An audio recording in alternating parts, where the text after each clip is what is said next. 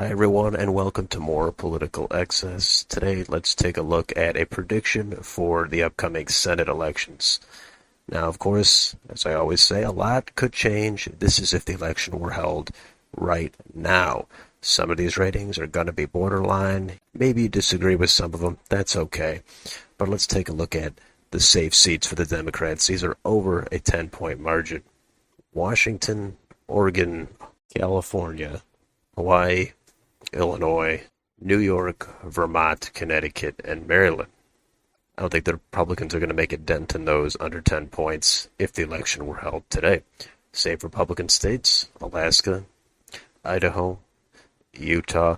I think even if Evan McMullin goes in as an independent, he's still not going to keep Mike Lee under a 10-point margin there. North Dakota, South Dakota, Kansas, Oklahoma, the Oklahoma special. Iowa should be over 10. Missouri, I think, will still ultimately be over 10 once that primary gets completely settled. Arkansas, Louisiana, Alabama, Indiana, Kentucky, South Carolina, and Florida. I think Marco Rubio is in a good position to win it by over 10 at this point. Now, the likely Democratic states, this is over 5 points, up to 10 points. There's one for the Democrats, that's Colorado. I think Michael Bennet would fairly easily win, but he might be under 10 in this environment. And then the likely Republican states, we have Ohio. It's borderline safe, but the primary, it's still up in the air. It's not completely sure if J.D. Vance is going to win that. He should win it.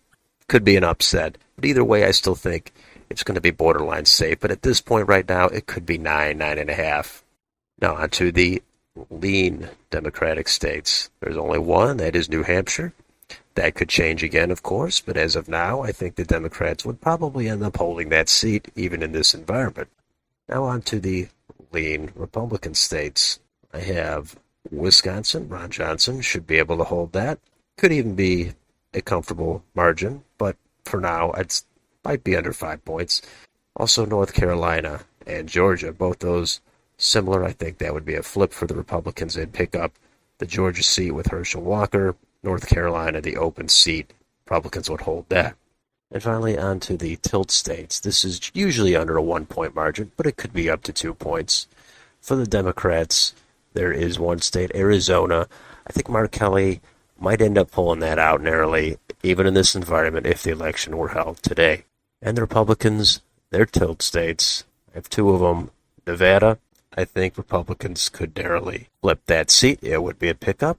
Adam Laxalt polling on that has been a little bit inconsistent, but given the trends maybe of the state, I'm going to say Republicans flip that. And finally, in Pennsylvania, I'd say Republicans would hold that narrowly. It's at a tilt margin only because the primary is so up in the air, and I don't think any of the candidates on the Republican side are going to particularly enthuse the base there. That has potential to change, because on the Democratic side, that looks like it is going to be John Fetterman. We'll see how all that goes. But as of now, this is the map I've settled on. That would result in 52 Republican seats, 48 Democratic seats, and that would be 2 flips for the Republicans. So let me know what you think of this map. If you enjoy this content, please like, share, subscribe, and leave that comment down below. Hit the bell for notifications. Thank you for watching, and I will see you on the next video.